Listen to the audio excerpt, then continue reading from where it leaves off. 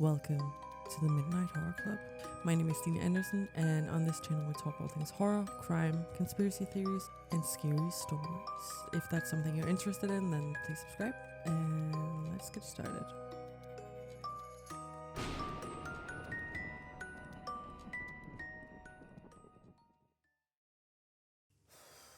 I have spent an hour and 30 minutes on this setup. Yeah, it took an hour and a half. I don't know why. It just didn't want to work, and then my camera was flickering and all sorts of things happened.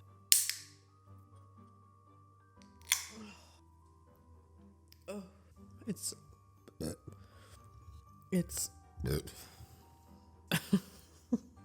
so because I have been struggling with the lights for an hour and a half, I was like, I deserve pizza. So I'm eating pizza. This is one of the best vegan pepperoni pizzas I've ever had in my life, by the way.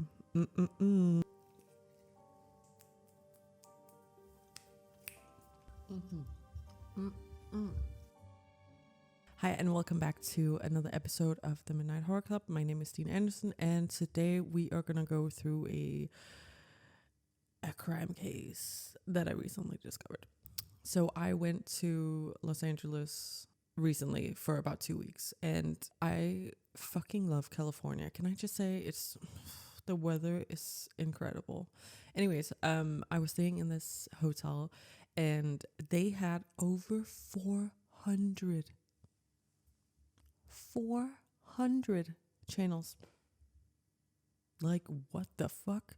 I felt like a queen. So during the day, I would go out in the sun, and during the night, I would lie in bed and I would watch crime channels.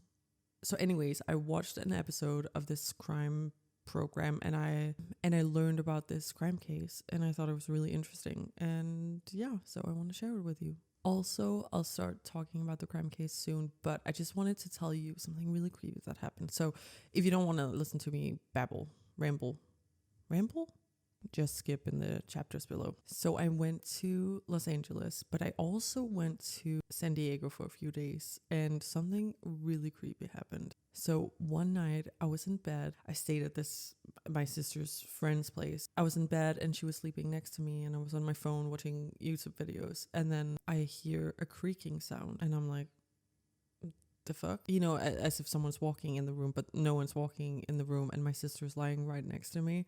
And I was like, okay, that's odd, but whatever. So I finished watching the video, and then I can see, you know, when you've been staring at a screen for too long and your eyesight is a bit blurry and, well, shit. I could see something in the corner of the room, and I was like, what's that? That was not there before. And then I look, and the door to the closet is wide open. And by the way, that closet was fucking massive. If that closet was here in England, they would rent it out. It would cost 800 fucking pounds. I just thought it was funny because you will not see a closet that size in the UK unless you're rich.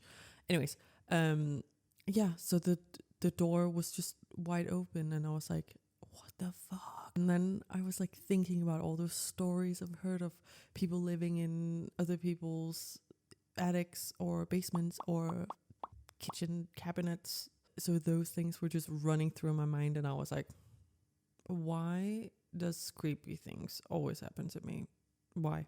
So I was like, fuck, I have to check this out. And I didn't want to wake my sister because she was sleeping, and so I grabbed my phone and I put on the flashlight, and I was like shaking and sweating, and then I was like, I just couldn't breathe because I was so scared. You know, like, it's gonna be fine, but there's like that part of you that's like, well, there could be a serial killer in there waiting for me with a fucking knife. Yeah, so I go in there, and then there's nothing in there. There's nothing in there. There's just clothes and shoes and stuff. And then the day after, I mentioned it to the guy who lives there, and I was like, I think you have a ghost in your house, because the door just opened while I was in bed, and the floor was creaking as if someone was walking, and he was like, oh no, that's just the air conditioning. And I was like, oh. So anyways, it was creepy. I don't know why it always happens to me. I think because I watch so many creepy videos, so my brain is just always a little bit scared. Okay, so that is enough rambling from me. So make yourself a drink, a cup of tea, a cup of coffee, make yourself comfortable, and let's talk about the Hoerig case. So let's start the story off by talking about Karl Hoerig. Karl was born on Christmas Eve in 1963. He lived in Newton Falls, Ohio with his parents and his two brothers, and he was described as a caring and very intelligent kid. When he was 18, he joined the army and later served as a pilot in the Air Force. And during Karl's military career, he actually flew all over the world. And his colleagues said that he was a very good pilot. Yeah, people who worked with him only had good things to say about him. So at a military formal ball, he actually meets his first wife, Rhonda, and they ended up getting married and then having two children, a daughter and a son. Unfortunately, the marriage didn't last, but they stayed friends, and, he was still a very good dad to his children. After a while, Karl was, back at work, and he was on a mission in Peru, and he actually ended up meeting his second wife. Wait, did they get married? And her name is Carla del Castillo. Again, I hope I'm pronouncing that right. He described her as the love of his life, and they were so in love. They really loved each other. She actually ended up moving from Peru to the US so they could start their life together. But unfortunately, they had to go their separate ways because Carla wanted children and marriage, and he didn't want that because he had already been married. He had already had children, and you can kind of get why you wouldn't want to do all of those things again. So unfortunately, they broke up. So Karl wants to find love again, and he actually ends up joining a dating website. And this time he's like, I want to find a partner. I want to commit 100%. And even, if that means marriage, he just really wanted to find his soulmate. And shortly after joining a dating website, he meets a beautiful woman named Claudia Sobral. So let's talk about Claudia. So Claudia Sobral grew up in Brazil. Her childhood was filled with a lot of poverty and money struggles, which is not a very nice way to start life. And that's all I could find about her childhood. In 1989, she moves to New York to attend college, and she got her degree, and then she started working as an accountant, and she was actually really successful. In 2005, she joins a dating site because, like Karl, she wanted to find love. I'm not really sure how long she was on this site before she met him, but according to her, he was the one who messaged her. So they meet up and sparks are flying. Okay, so I think date number one, he goes to New York. So that's date number one. Date number two is her flying to Ohio to be with them. And then I think they had like a long distance thing for like 2 seconds. Because after only 6 weeks, Karl proposed to Claudia. Well, like, what? When I read that, I was like, 6 weeks? I mean, I know you should never judge, but Jesus, you don't know a person after 6 weeks. Anyways, they have a small wedding in Las Vegas with some friends and family. And then shortly after, she moves into his house in Newton Falls in Ohio. And moving from a big city to a tiny town was really difficult on her. And she was struggling a lot, as I think anyone would really, because it's a very big adjustment. It's literally the opposite. Suddenly she was living this completely different life in a small town. Her and Karl actually started fighting about it. So the fights would get worse and worse, and they became very violent. They would shout at each other, they would throw things at each other, and they even hit each other. So it's safe to say that the marriage or the relationship had become very unhealthy. Karl's younger brother actually said that their relationship seemed fine in the beginning, but became very rocky over time. And Karl even said that, he was thinking about a divorce because he could see that Claudia was just dragging him down. And, you know, good for him. You should never be with someone if you feel like they're dragging you down. They should lift you up. It was also said that Claudia didn't help with anything at home.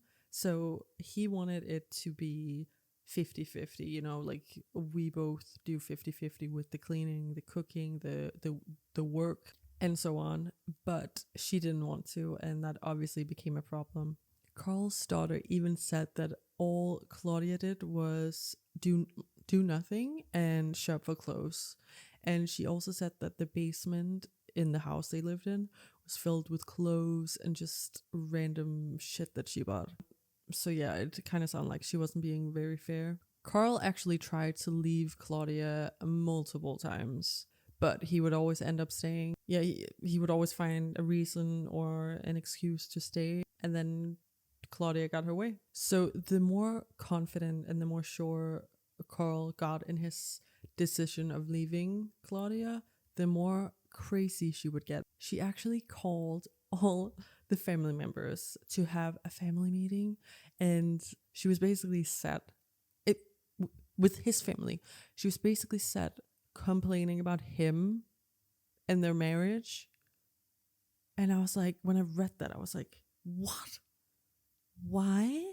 At the family gathering, she was saying all these things about him, that he was hurtful and he was abusive, and then he was set complaining about her, and it was just a mess. And then she's so dramatic, Jesus. When he mentioned a divorce, apparently she fainted and then locked herself in the bedroom. What? Which I thought was weird. And also, obviously, the family members are gonna be on his side. Like, she's been in their lives for 2 years. Like, she's a stranger. So I don't really know what she was trying to accomplish by this. If you want him to stay, maybe you shouldn't talk shit about him. What do I know? So, like I mentioned, every time he would bring up the D word, she would go crazy. One day, Claudia calls her stepdaughter and she says, let me read this. Eva, I'm just calling you to tell you goodbye. And I was like, what do you mean? What do you mean? She's like, that's all. Just goodbye. Dramatic, but okay. And then soon after, the stepdaughter and Karl discovered that Claudia had been in a car accident. Apparently she had taken lots of pills and then went driving and crashed her car. So this was seen as a suicide attempt. She was actually put in a mental hospital. Is that what you call them? A psychiatric ward? You know what I mean. Through all of this, you know, thing that happened with her crashing her car and stuff like that, he was by her side, but he was like, she crossed the line, and he just wanted a divorce more than ever. He was actually making plans to move out of his house, by the way, which I thought was really nice of him. I mean, they lived in a big house. So he was going to move out, and I actually found the house he was going to move in, and it's tiny. It is, compared to his previous house and like what he's earning, as a tiny house. Yeah, so I don't know. I think that shows how nice he is, because he was willing to give a big house to her, even though she's only caused him pain. I mean, obviously in the beginning it was probably nice, but she didn't sound very nice. His brother actually said that Karl didn't just want to leave her with nothing. He really wanted to help her and, you know, help her set up her new life, but just didn't want to be part of it. Hi, this is Stina from the future, or, well, editing Stina.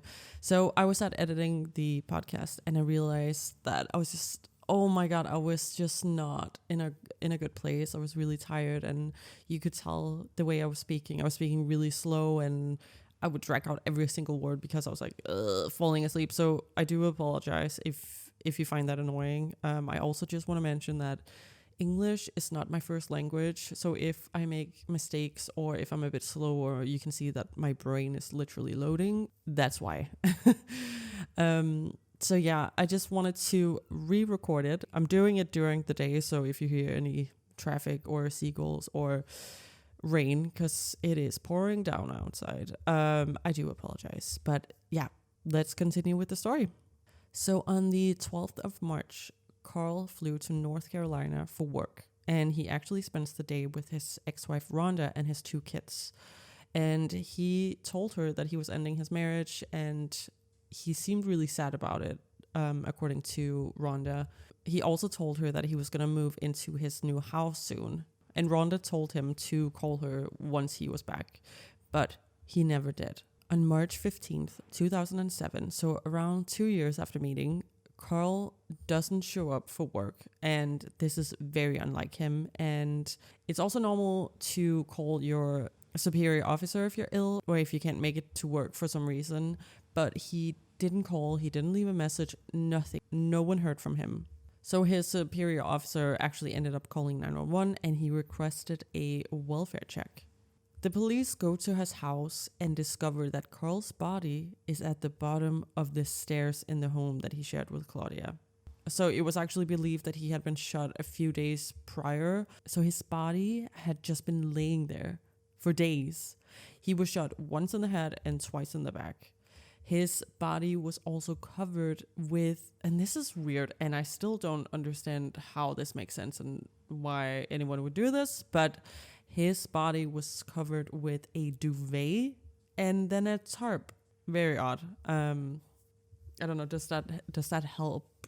What does that do? Does that do anything? Because, yeah.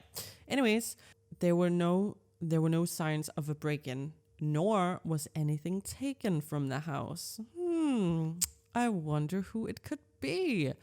Have you guessed it yet? So the police are looking around in the house, and they go upstairs and they open the closet, and there's a gun in there pointing towards them, and it's got a string attached to it. So whoever killed Karl wanted to shoot the person opening the closet, which again makes no sense. Like, what is that about? I don't get it. Thankfully, the person had done it wrong, so the string actually didn't trigger the gun. So no one was hurt, thank God. They also noticed that Karl's car was in the driveway, and they could tell that his suitcase had been quickly packed because it was a bit messy. His cell phone was also in there, so it kind of looked like he was about to leave, but then he got killed. And wouldn't you know it, Claudia was nowhere to be found, and her car was gone. And authorities immediately suspected Claudia because she was nowhere to be found and no one could get in touch with her. Investigators soon discovered that Claudia had flown to her home country of Brazil 3 days before Karl's body was found. So sketchy. So the same day he was killed, she left the country. They also discovered that on March 9th, so about a week before she killed him, she closed her bank account and sent $9,900 to her father in Brazil. So the day after she sent money, she actually went and bought a gun. I mean, is this woman stupid? Did she want to get caught? Because it kind of seems like the worst plan ever. Just get a divorce, you psycho. Is it really better to kill someone? I just find it really weird because why wouldn't you just get a divorce? You know, like, is $9,900 really worth it? Like, you can kind of, not that it's okay ever to kill someone, but you can kind of see why people do it if they get millions out of it. But what did she actually get out of this? So a month after Karl's death, Claudia was charged with aggravated murder and a warrant was issued for her arrest. So there was a few issues because Claudia went to Brazil, and in Brazil they have this stupid rule or law, whatever you want to call it. So if you're from Brazil, like Claudia, you go to another country and you kill someone and then you come back to Brazil, they cannot, so in this case the US, they cannot take you back to the US, if that makes sense. So she's safe in Brazil. That's what I mean.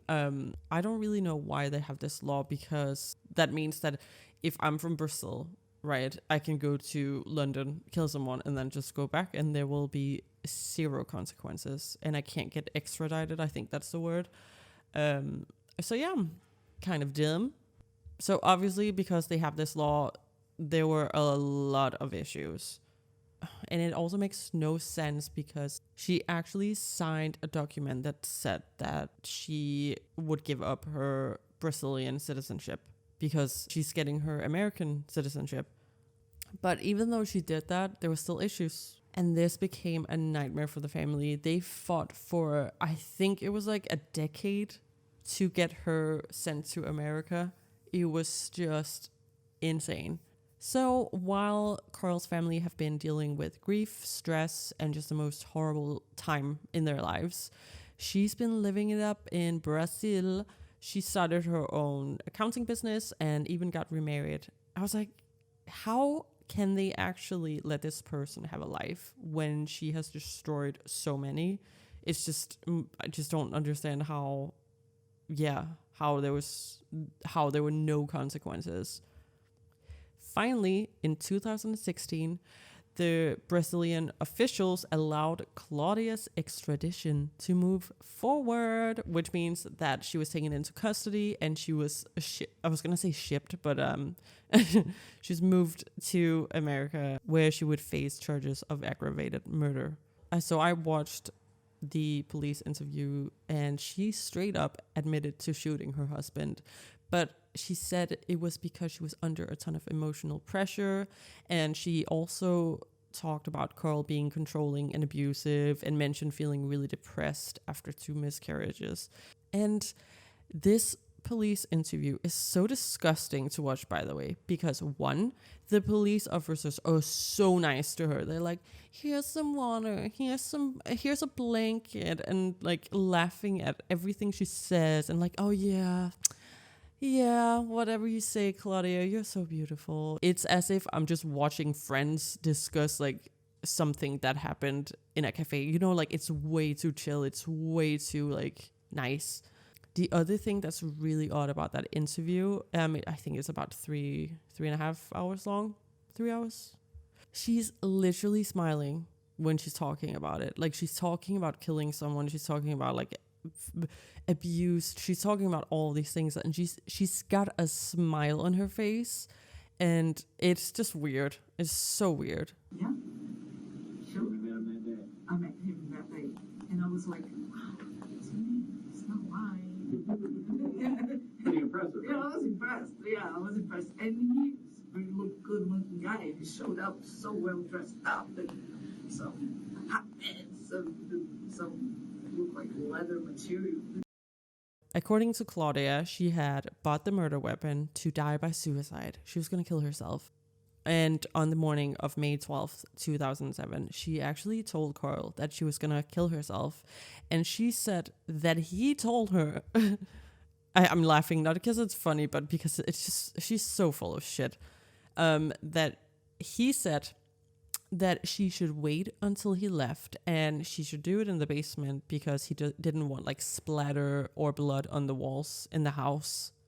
As if he said that. If someone said that, you would call the police. If someone said that, you wouldn't be like, oh, well, I was just wondering, could you do it in the basement? Because I don't want blood on my walls. You know, no way. She also said that she got very angry, and if he hadn't said that, I would be dead and he would be alive. And she's literally blaming everything on him. It's so fucked up. She also claimed that after killing him, she turned the gun on herself, only to find out it was out of bullets. And then out of the blue, she decided to call her family, and they convinced her to not kill herself and go to Brazil instead. Which, I've never been suicidal, but I do know that if you want to kill yourself, you're in a very, very, very dark place, and no one can convince you to stay alive. I'm pretty sure that it doesn't work like that, you know, if you're really suicidal and you want to unalive yourself, I don't think you're like, oh, wait, before I do it, I'm just going to call my family just randomly. So what I think is very interesting is I watched the police interview where she's like, she understands everything they're saying. She goes into details about the story. Like, you know, when you lie and you go into details, like, for example, when you call in sick and you're not really sick at work and you're like, I'm really sick. I had this cough and it was tickling my throat, and then I coughed a lot, and then afterwards I did this, and that, you know, like, so detailed that it's just not. You just know it's not true. Whereas if you're really ill, you'll be like, "Fuck, I'm ill. Bye," you know. But you can just tell that she is lying. It kind of looks like she's had 10 years to practice this, and it kind of seems like she's changed the story, and then throughout the years she's told herself this story, and now she actually believes that that's what happened. So during the interview, she speaks English. She talks a lot, by the way. She talks so much, and then when she's on trial, she's like, oh no, I don't understand. What? Oh, I don't understand. Oh my God, it's so cringe. Breathe, Stina. Yes, because I'm a woman that I can talk about medicine, I can talk about politics, I can talk about psychology, I can talk. Before you shot him, were you upset that his son moved in with you? I don't know. I don't understand the question. I'm gonna answer no to what's your. I'm not understand the question. We're getting to. You asking me if I was. Answer the questions and not argue with me, please. I'm not understanding the question. Okay. Before you shot Karl Hoerig, were you upset that you had these miscarriages with him? I don't think I understand the question. Okay. Before you shot him, were you upset that you had these miscarriages? I'm not understanding your question. Okay. When before when? 5 minutes, one day? I'm not understanding the question. Okay. Were you mad before you shot Karl Hoerig that you had miscarriages? What do you mean by before? 5 Before minutes? You shot him. A year, or have I ever been? I'm not understanding what you mean by before. Any point in time before you shot him on March 12th, 2007, were you upset or mad at Karl Hoerig for the miscarriages? I'm a very forgiving person, and I was upset at one time, but not the next minute. I don't bring problems from one day to the next. Before you shot Karl Hoerig, were you upset that he threw away that one fetus that you had and threw it away? I was upset at that day, yes, at the time. Okay. Before you shot him, were you upset that he made you train and run in the woods while you were pregnant? I was upset at that day, yes. Okay. Before you shot him, were you upset that he looked at those pornographic websites? Oh, that was his problem. Before you shot him, were you upset that he picked out the clothes you wore? I didn't realize at the time that Yes I or was no? being... All I want to know is yes or no. These are simple questions. I didn't like that very much. Hey, I'm sad editing, but I just really wanted to add something. Claudia's honestly crazy. The man asking the questions must have so much patience. He's asking her really simple yes or no questions, and all he gets is, I don't understand the questions. Or she tries to explain, like he will ask a question and she will just be like, but that's because this, not, and that. And he's just like, no, yes or no. And I mean, she's not stupid. She knows what he's saying. She's just pretending. And also, sorry if the sound is bad right now, because I'm sad editing and I didn't want to, set up my microphone and stuff like that. But anyways, the whole trial video is insane. You should go watch it. She keeps playing dumb and suddenly can't remember how to speak or understand English. And she's also really defensive and brings up things that just doesn't make any sense. Listen to this. You put a gun 12 to 24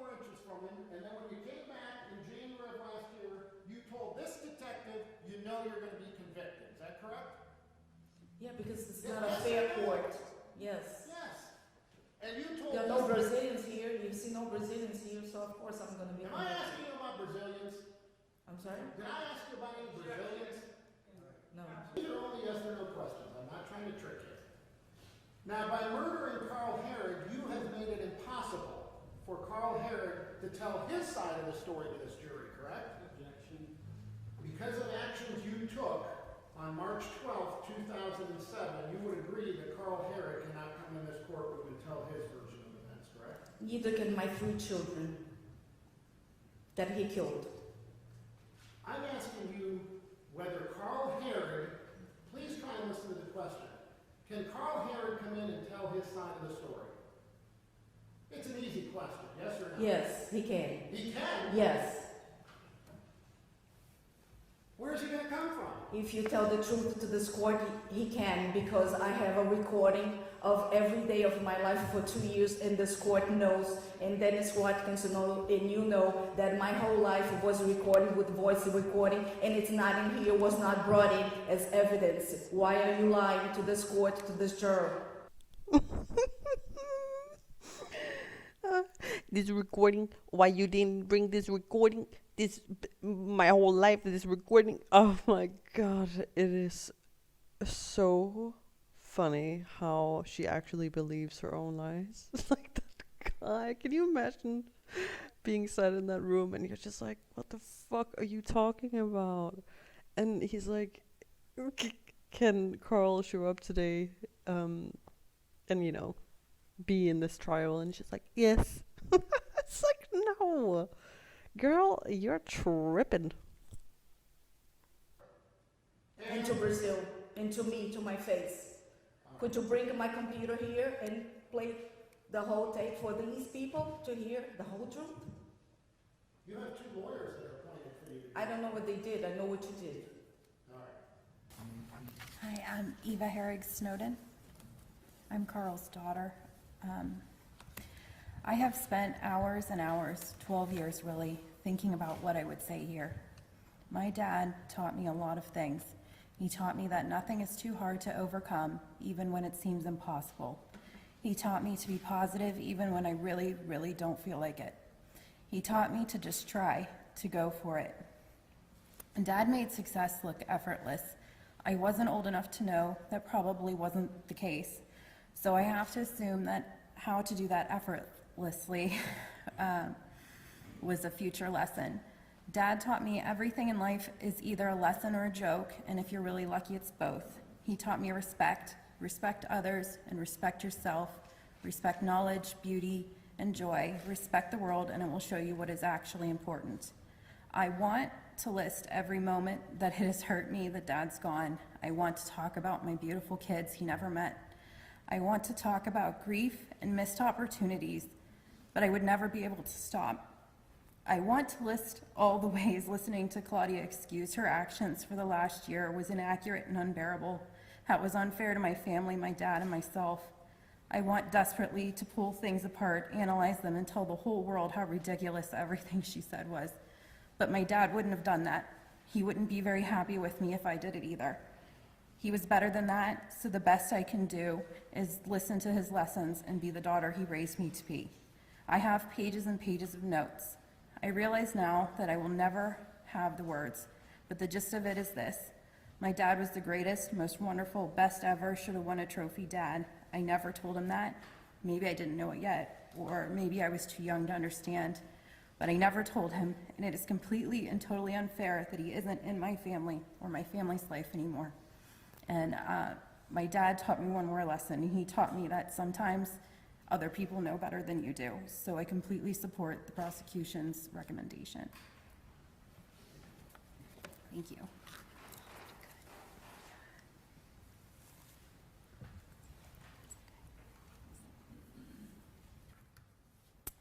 Claudia thinks she's the smartest person in the room, not this room. No one believes her lies. Claudia is a manipulator and a vindictive liar. She has no remorse, no shame, no morals. She is evil. Her testimony was meant to deliberately hurt each member of our family. She lied about each and every one of us, and especially Karl, one of the kindest, gentlest, forgiving people we have known. She has lived as a free person in Brazil for 9 years after killing Karl. 9 years of freedom. 9 years of freedom that Karl nor any of us had. From the day Karl was found, the friends and family of Karl were sentenced to a lifetime of grieving. Your Honor, when we are considering her sentence, please consider the prolonged pain this family has and will suffer. No, there is no amount of time she could spend in jail that will bring Karl back. But maybe we can move on our healing process knowing she's behind bars. So after, oh my God, I just realized it's 12 years, not 10 years, that it took for her to, be on trial.